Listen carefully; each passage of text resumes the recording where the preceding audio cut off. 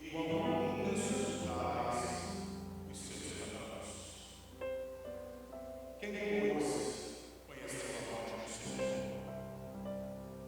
Ou quem foi o seu conselheiro? Ou quem primeiro deu a ele para que ele venha a ser destituído? Porque dele, e por meio e para ele são todas as coisas. A ele, pois, a glória eternamente. Amém. Se aceitem, por gentileza.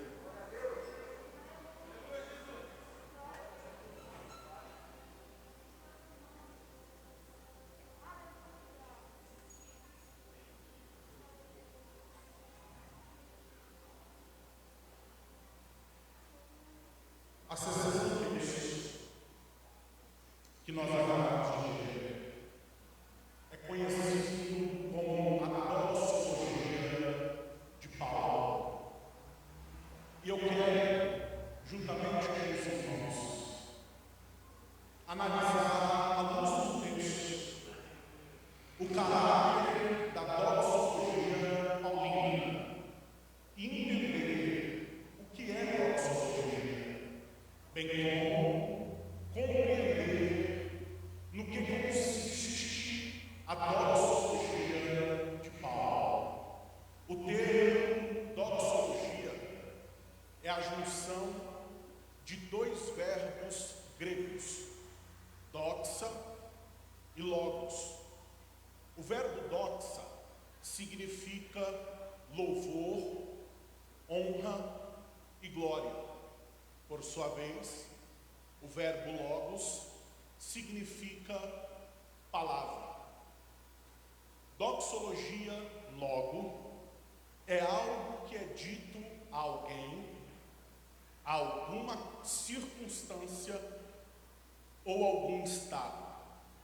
Em suma, do ponto de vista prático, doxologia, antes de tudo, é uma entusiástica e emocional declaração de agradecimento a Deus, com base em certo senso de admiração em face da sua pessoa e de suas obras. Essa doxologia, no capítulo de número 11, versículos 33 a 36, é o resultado do entendimento teológico de Paulo. Haja vista que entendimento teológico que não resulta em louvor e adoração a Deus é infrutífero. Teologia e doxologia, ambos devem andar juntos de mão dadas, pois doxologia sem teologia é emocionalismo superficial, e teologia sem doxologia é intelectualismo estéril. Mas, por qual motivo? Ou quais são as razões que levam Paulo, nesta seção do texto, a louvar a Deus, a exaltar ao Senhor? Os primeiros 11 capítulos da carta aos Romanos, Paulo, ele faz uma profunda exposição do Evangelho, tendo em vista que esta carta, por conta do seu conteúdo, é conhecido justamente como o Evangelho escrito por Paulo. E ao longo destes 11 capítulos, Paulo, ele expõe o Evangelho de Cristo. John Stott, ele diz que Paulo demonstrou, passo a passo, como Deus revelou a maneira como ele justifica os pecadores diante dele. Como Cristo morreu pelos nossos pecados e ressuscitou para a nossa justificação. Como nós nos unimos a Cristo em sua morte e ressurreição. Como a vida cristã se vive, não debaixo da lei, mas no Espírito.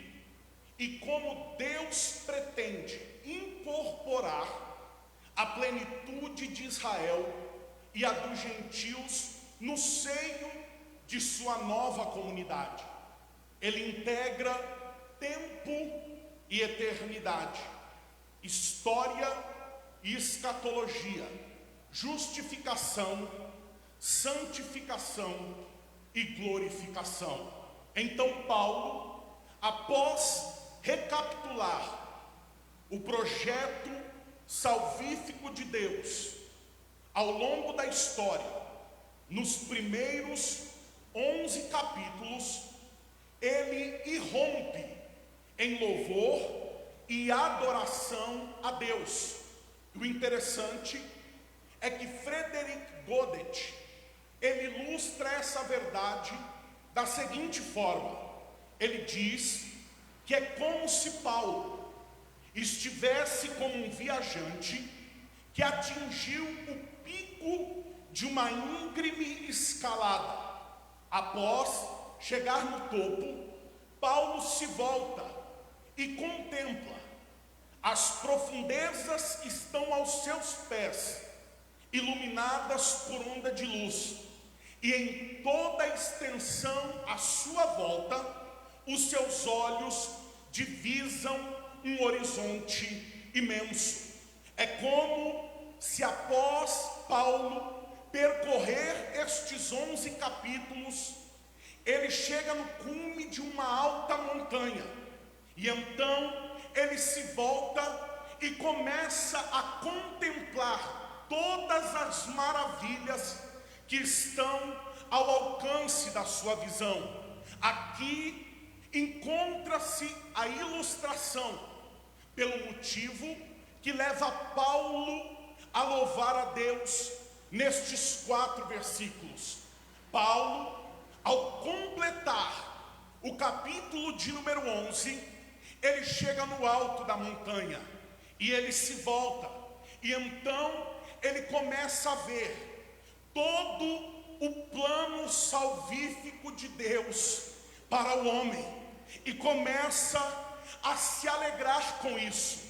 E depois de contemplar toda esta maravilha, não há outra coisa a se fazer senão a dizer: porque dele, por meio dele e para ele são todas as coisas. Aqui nós encontramos uma grande lição, e a lição em caráter de introdução que nós vemos aqui é que a adoração é a atitude consciente dos salvos em Cristo Jesus. Paulo, ele está nos mostrando que todo aquele que é salvo em Cristo e tem consciência da beleza deste ato divino, a sua vida, ela é uma vida marcada em louvor e adoração ao nome do Senhor. Mas é importante ressaltar que louvor não é um ato esporádico que se pratica apenas dentro do ambiente religioso ou da comunidade de fé. Louvor é um estilo de vida. Louvor é um comportamento. Louvor é a nossa conduta. Louvor é a forma como nós revelamos aquilo e aquele em quem nós cremos. Louvor é a atitude plenitude de consciência e salvos em Cristo Jesus. Quando então nós olhamos a doxologia de Paulo, nós vamos observar que o caráter da doxologia de Paulo é que o seu louvor, a sua adoração, ela é teocêntrica. Em outras palavras, o centro do louvor e da adoração de Paulo é Deus. Veja, ele não está adorando a criatura, ele não está adorando a beleza da criatura, mas ele está adorando aquele que faz, que criou e que sustenta todas as coisas. O louvor de Paulo, ele é teocêntrico. Ele não está louvando o mundo, ele não está louvando a natureza, ele não está louvando os seres angelicais. Paulo está adorando única e exclusivamente a Deus. Mas quando nós olhamos cada um dos versículos, nós podemos entender que essa doxologia teocêntrica, ela pode ser entendida sobre 3 aspectos. Vejamos então, à luz do texto, quais são os aspectos da doxologia de Paulo. Em primeiro lugar, Paulo, ele está adorando a Deus, está louvando a Deus por conta das suas virtudes. Veja o que nos diz o versículo de número 33. Ó profundidade da riqueza, tanto da sabedoria como do conhecimento de Deus. Quão insondáveis são os seus juízos e quão inescrutáveis os seus caminhos. Aqui ele apresenta as virtudes de Deus, e de acordo com Paulo, somente Deus é capaz de arquitetar, executar e consumar a salvação como ele o fez. Quando Paulo fala a respeito da riqueza, da sabedoria e do conhecimento de Deus, ele está ilustrando esta verdade por meio de um oceano. É como se Paulo estivesse dizendo que a virtude de Deus expressa no texto é tão grande que é como se fosse um oceano que a olho nu você não consegue alcançar o seu fim e tampouco a sua profundidade. É como um imenso oceano ilimitado que não tem fim, e em decorrência natural a isso ele exclama: quão insondáveis e quão inescrutáveis são os seus caminhos. Isto não se compreende da perspectiva humana. Isto não se limita segundo os padrões de compreensão do ser humano. Portanto, Paulo aqui está adorando a Deus em decorrência ou em razão de suas virtudes. Mas em segundo lugar, Paulo, ele está adorando a Deus por conta de sua autossuficiência. Veja o que ele nos diz nos versículos 34 e 35. Quem, pois, conheceu a mente do Senhor? Ou quem foi o seu conselheiro? Quem, pois, lhe deu primeiro a ele para que lhe venha ser restituído. Percebam que estas perguntas, elas são perguntas retóricas. A resposta está na mesma pergunta, ou, de outro modo, a estas perguntas não há resposta. É como se Paulo estivesse nos questionando a respeito da salvação e dizendo: qual de vós, ao ser salvo pelo Senhor, foi alguém que antes disso conhecia somente? Ou quem de vós, ao ser salvo, o foi porque aconselhou o Senhor que assim o fizesse? Ou quem de vós foi salvo porque antes de ser salvo, primeiro deu ao Senhor, e o Senhor lhe salvou como retribuição do que ele fez por você? E é interessante que nestes versículos, Paulo, ele tem em mente tanto Isaías capítulo de número 40 e o verso de número 34, 13, como Jó capítulo 41 e o verso de número 11. Aqui Paulo está deixando claro que a salvação, ela é fruto único e exclusivo da graça de Deus. Ele está expressando que o Senhor, para nos salvar, ele não depende de que nem mesmo nós o ajudemos para que isso aconteça. Talvez alguém ouvindo-me dizer isso possa questionar: mas pastor, se a salvação então é puramente pela graça, isso quer dizer que eu posso viver do jeito que eu quero viver? Lembre-se que eu havia vos dito que louvor é um estilo de vida, adoração é um comportamento.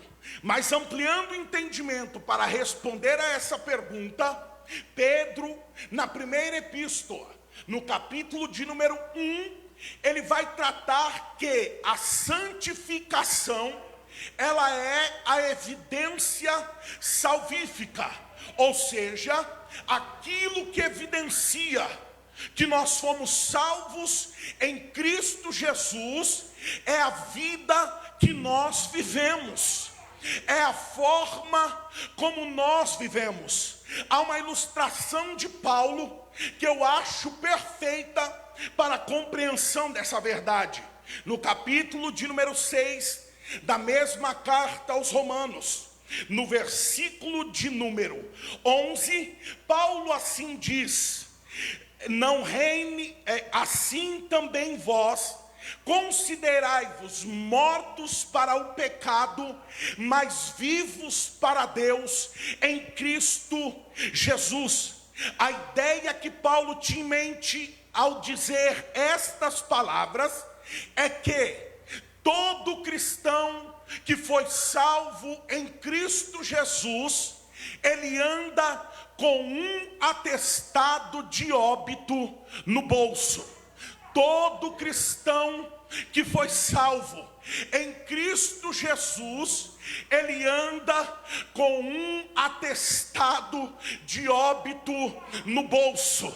A história conta que Agostinho, um dos pais da igreja, um certo dia, andando nas ruas, encontrou uma de suas ex-amantes.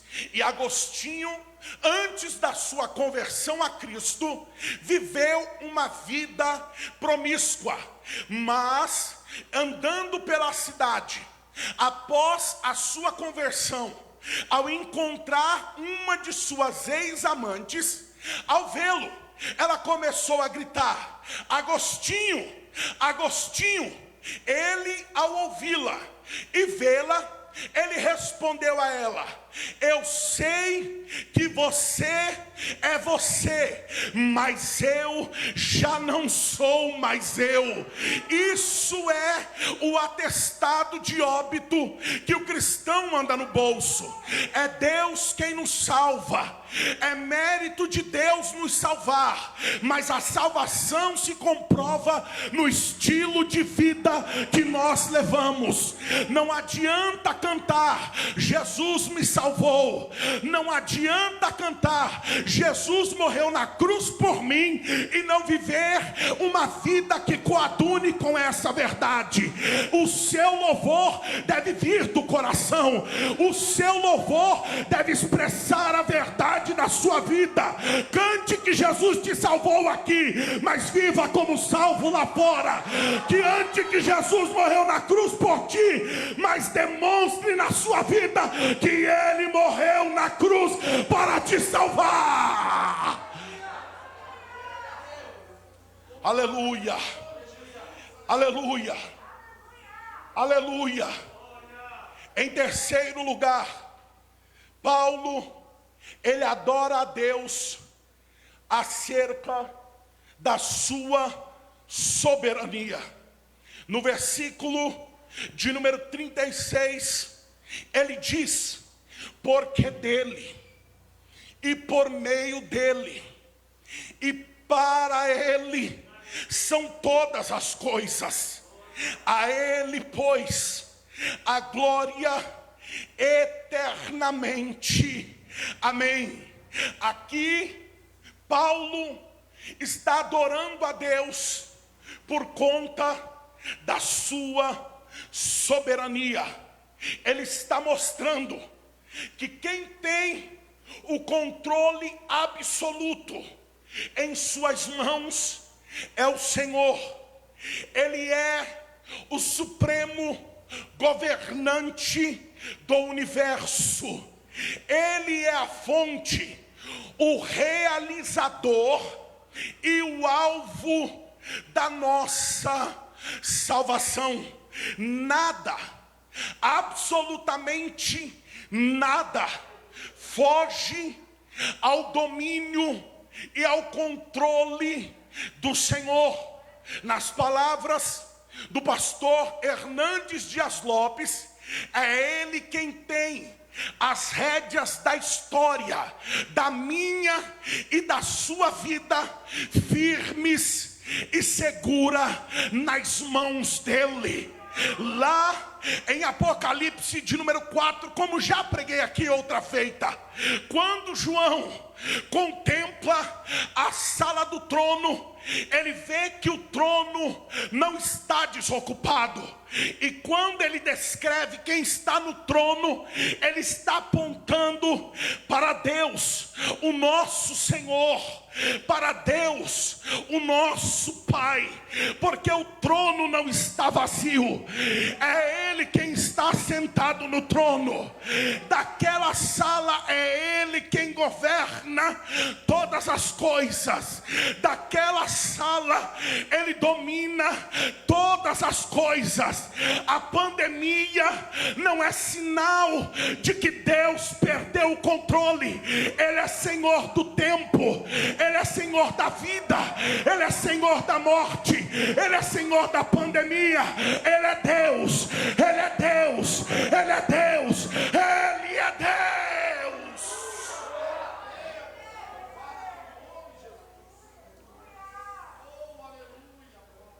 Veja,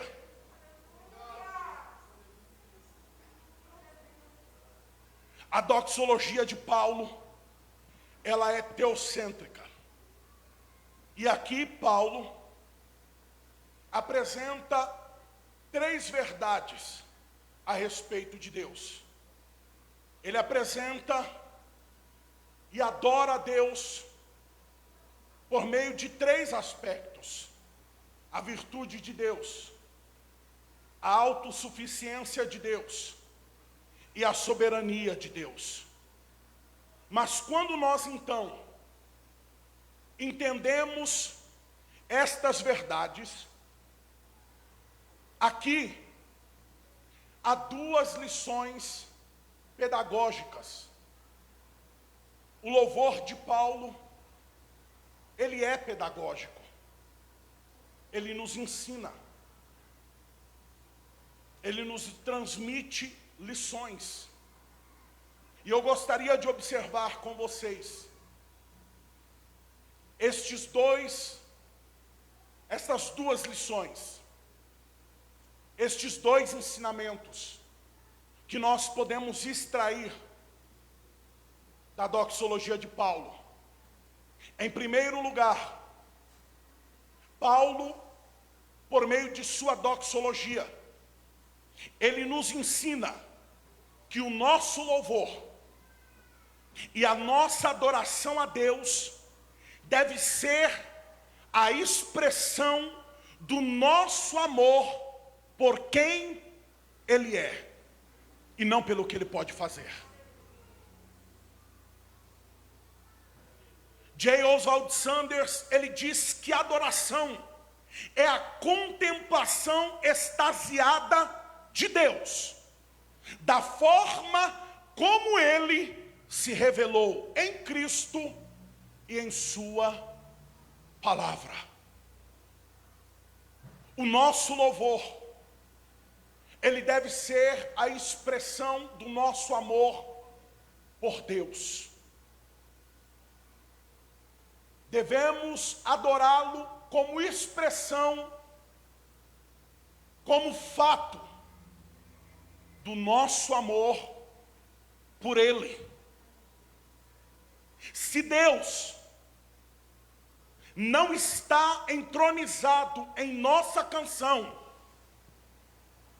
se Ele não é o motivo de nosso louvor, então nós também seremos dignos de ouvir: este povo honra-me com os lábios, mas o coração está distante de mim.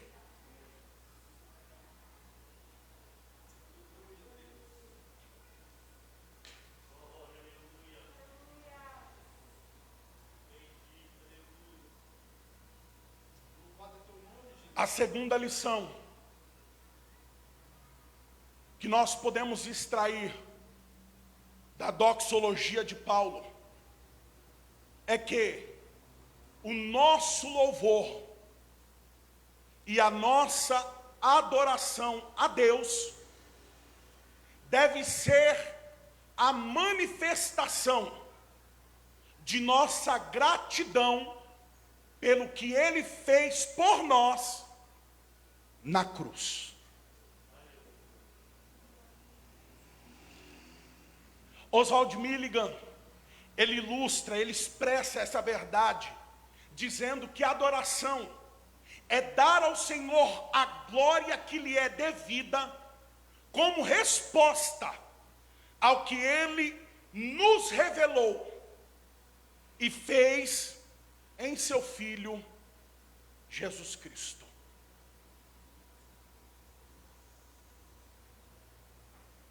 A nossa adoração, ela não pode ser moeda de barganha pelo que Deus pode fazer. E quero aqui abrir um parênteses, dizendo que sim, Deus pode fazer. Deus cura, creia nisso. Ore, porque a Bíblia diz que você deve orar pedindo a isso, a Deus. Ele restaura vidas, Ele provê o sustento, Ele consola, Ele conforta. Sim, Ele faz todas as coisas, e devemos ser gratos a Ele também por isso.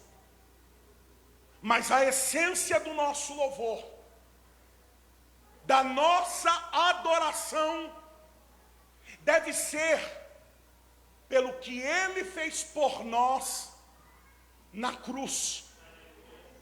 Há uma música que ficou muito conhecida no ambiente evangélico, com todo respeito, mas eu preciso dizer. E num dado trecho da música se dizia assim: tu me adora e eu visito a tua casa. Tu me adora e eu visito a tua família. Tu me adora e eu visito a tua saúde. tu me adora e eu visito a tua família. Contudo, quando nós olhamos para Mateus 4, a tentação de Jesus, o texto diz que na terceira tentação, o diabo leva a um alto monte, mostra-lhe os reinos do mundo e diz a ele: se prostrado me adorar, eu te darei. O único que oferece alguma coisa em troca de adoração é o diabo. Mas a relação entre o cristão e Deus é diferente. A adoração não é moeda de barganha. Em João 4, 23, Jesus disse: está chegando o tempo, e a hora é esta, em que os verdadeiros adoradores adorarão ao Pai em espírito e em verdade. E sabe o que é interessante? A palavra adoração, ali no original, é proskinel. E o significado de proskinel é beijar, como de um cão lambendo a mão do seu senhor. Beijar, como de um cão lambendo a mão do seu senhor.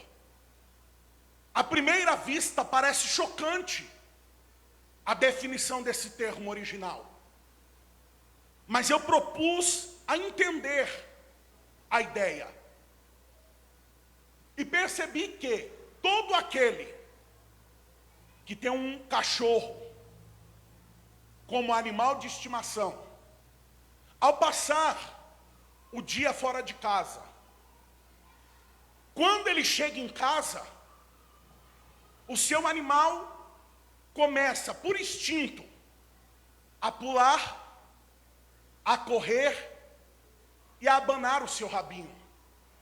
Mas quando ele assim o faz, ele não está dizendo assim: eu quero ração, eu quero água.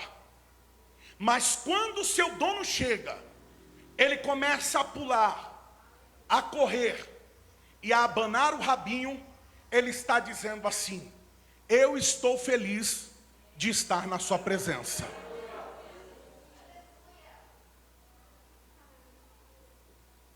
A verdadeira adoração é a expressão de gratidão pelo que Ele fez por nós na cruz. É a expressão que manifesta o seguinte: Senhor, ainda que a figueira não floresça, ainda que a vide não produza fruto, ainda que os animais do campo sumam, todavia eu te louvarei, eu te louvarei, eu te louvarei. A nossa adoração não depende do que Ele pode fazer, mas ela deve estar embasada pelo que Ele fez por nós na cruz do Calvário. Se coloque de pé, por gentileza. Eu quero pedir ao Ministério de Louvor, por gentileza.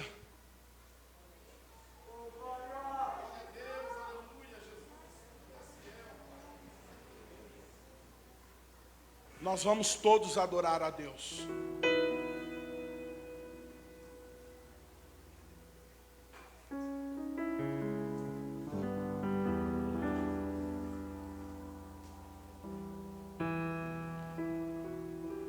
Incline a sua cabeça.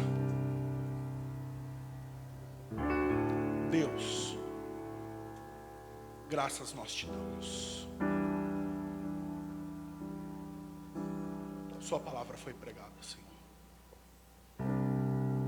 Sobretudo eu tenho plena consciência que é o Senhor quem realiza, é o Senhor quem produz efeito. Isaías nos diz, no capítulo 55, verso 10, de que ela não volta sem que antes produza os frutos. Que o Senhor nos faça entender, ó Deus, que a adoração não é um mero hobby. Ela é a expressão do nosso entendimento. Que a adoração não é apenas uma prática litúrgica do culto, mas ela expressa verdades eternas, ó Deus. Ela expressa o entendimento que nós temos a respeito do Senhor. Ela expressa, meu Pai, a compreensão que temos de quem o Senhor é. A nossa adoração, ó Pai, ela expressa a nossa mais profunda e eterna gratidão pelo que o Senhor por nós fez na cruz, bem como do amor que a sua graça em nosso coração gerou pelo Senhor, Pai.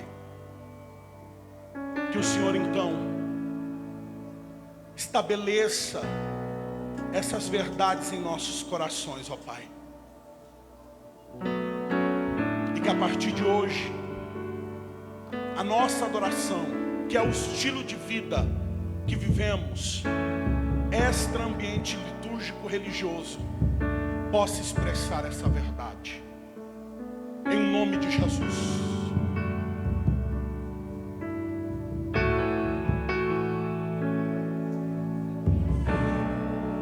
Adore a Deus.